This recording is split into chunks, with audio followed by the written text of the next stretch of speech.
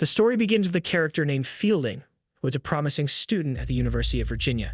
He was in a relationship with a girl, but as he reached his senior year, she left him and got into a relationship with someone else. Seeing this, Fielding breaks down inside. During this time, his eyes fall on a cute dog, and he decides to adopt it. Fielding makes him his life's companion, and the puppy gradually becomes his best friend. Fielding names him Gonkar, and the two travel, play, and spend precious time together everywhere. Time keeps passing like this. One day, Fielding realizes that all his friends are working, and even after 4 years, he is still confused about his career. After graduation, his parents come to visit and become worried after seeing Doug. He felt that owning a dog was a difficult responsibility, and Fielding never discussed it with his family. How Gonkar would be taken care of when he started the job was a big question. After the graduation ceremony, Fielding meets his parents at an event, but they are unhappy to see him with Gonkar. Fielding then returns to his home, and during the journey, Gonkar notices a wild fox. Gonkar follows Fox into the woods, and Fielding expects him to return quickly.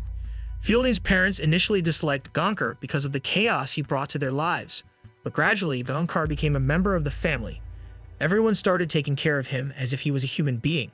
One day, Gonkar falls ill, and his health is such that he always needs medication. Yet Gonkar soon recovers, and Fielding leaves no stone unturned in his care. Special care was taken of his food and medicines. However, Fielding's parents remain worried about his future. Once again, Gonkar runs into the forest after the fox, but this time he does not return.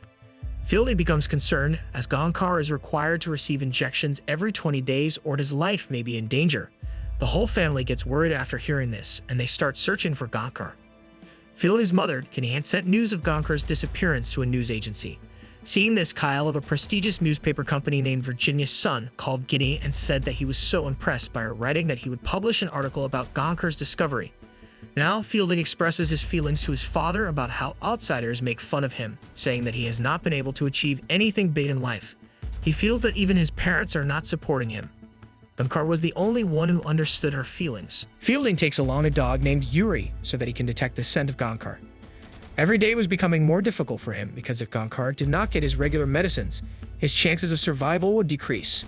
Fielding and his father received information that a man named Claude, who runs a dog shelter, may have Gonkar imprisoned and crueled him.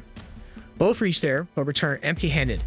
Now they had only 12 days left to find Gonkar. Gradually, the news of Gonkar's disappearance began to attract national attention. Everyone was calling Ginny and giving suggestions and support. The news passed through national news and reached world news. People were greatly impressed by the hard work of Fielding and his father. Fielding had stopped eating out of concern for Gonkar, and one night his health worsened. Blood started coming from his mouth, but he did not let his father know about it. From time to time, Ginny remembered her old dog and was deeply saddened by her loss. Eventually, Fielding's father, John, releases Yuri to his rightful owner and returns home. Fielding continued the search for Gonkar alone. When John asked Fielding to meet him, Fielding was not found there and his phone was also not working. But Fielding is found midway, very tired, full of concern for Gonkar. During this time, Fielding's friend Nate also meets him on the trail, who had come from the south and was busy searching for Gonkar. There are only 2 days left when Gonkar needs his dose, and then Gonkar comes across a clue. But when Fielding and John get there, Gonkar is not there. All hope begins to collapse, and Fielding is concerned for Gonkar despite his own health deteriorating. Just as Fielding thinks of telling his parents about his illness, suddenly the phone rings and they get the news that Gonkar has been found. Winnie's wait was now over, and seeing Gonkar reminded her of her old dog.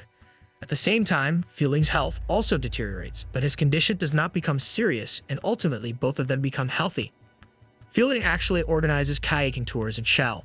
The lesson learned from this story is that real life is just another name for not accepting defeat. Fielding and the Marshall family did the same, and this same spirit brought them together once again.